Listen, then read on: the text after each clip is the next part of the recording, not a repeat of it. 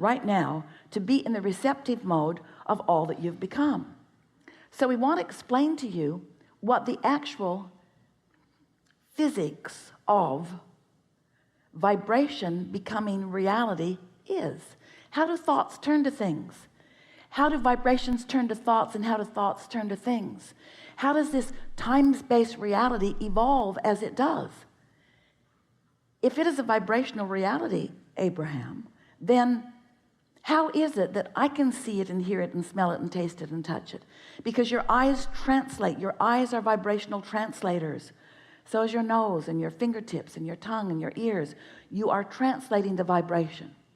So here's this vibration, and let's say that it is your inner being, source, God, call it whatever you want. It's the non-physical version of you.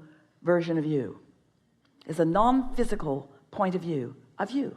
It's a non-physical knowledge of who you are. It's a non-physical knowledge of the expanded version of you. It's a vibrational consciousness that knows. It is knowing. It is all-knowing. It is a vibrational consciousness of knowing.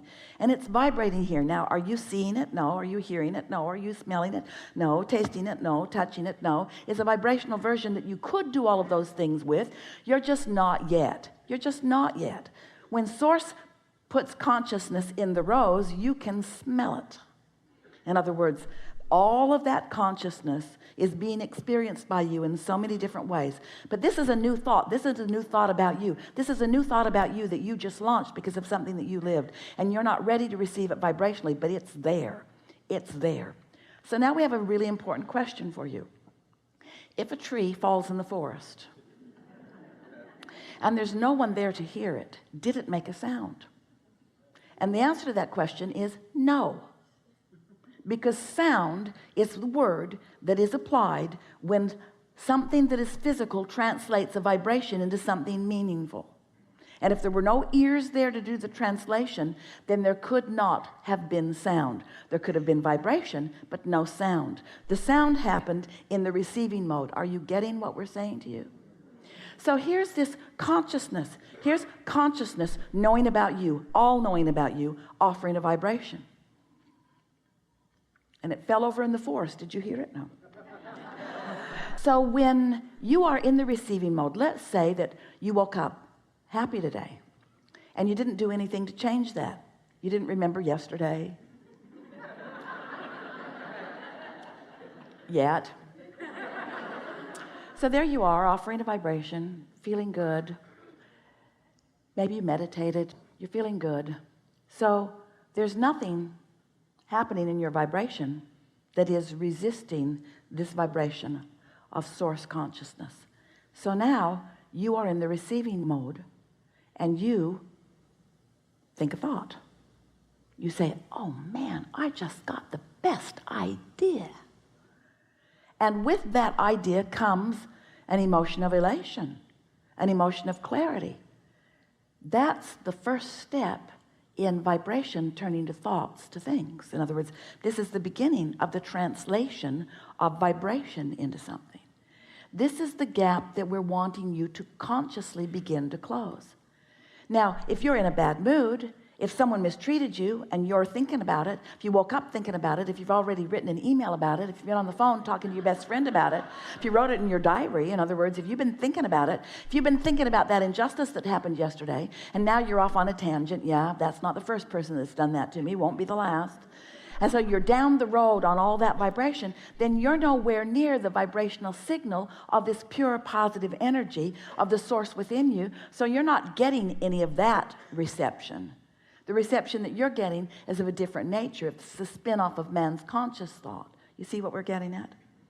So as we're moving forward here today, we want to show you how you can live happily ever after.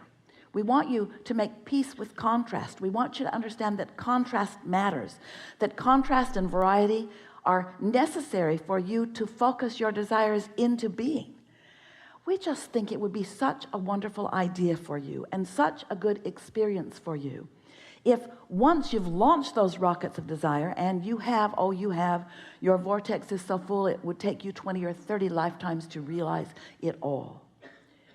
It would be such a good idea if you could understand the laws of the universe, and understand the progress that you've already made, and understand the 1, 2, 3 step process of creation. Step 1 is contrast causes you to ask, and you've been doing it for a long time, and you're still doing it all day every day.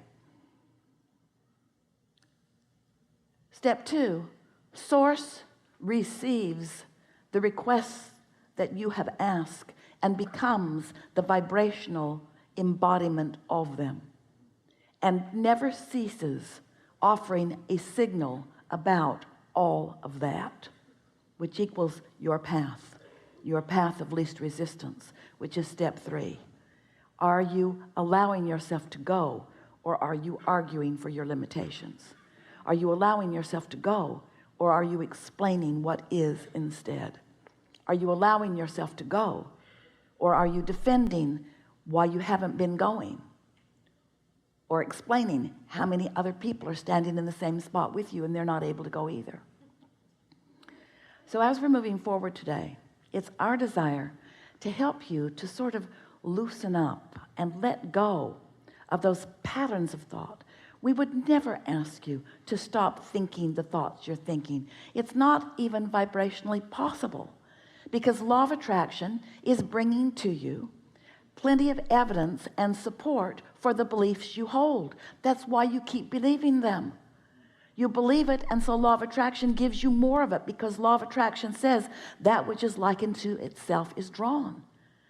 Esther would say to us, especially in the beginning, but Abraham, it's true. And we said, what's that got to do with anything? There are a lot of things that you don't want that are true. Don't focus upon them. This is an inclusion-based universe. When you look at wanted and say yes to it, you include it. When you look at unwanted and shout no at it, you include it. You can't turn it off with no. You can only turn it off by saying yes to something else. You can only turn off what you don't want by giving your attention to what you do want, you see. So we know it takes some adjustment. It takes some reorientation. It takes some caring about how you feel. It takes some understanding about the laws of the universe. It takes, in many cases, some faith, some willingness to believe something that you can't actually prove to yourself this red hot minute, except that law of attraction will give you evidence all day, every day. Focus on something and watch it show up over and over and over and over and over and over and over again.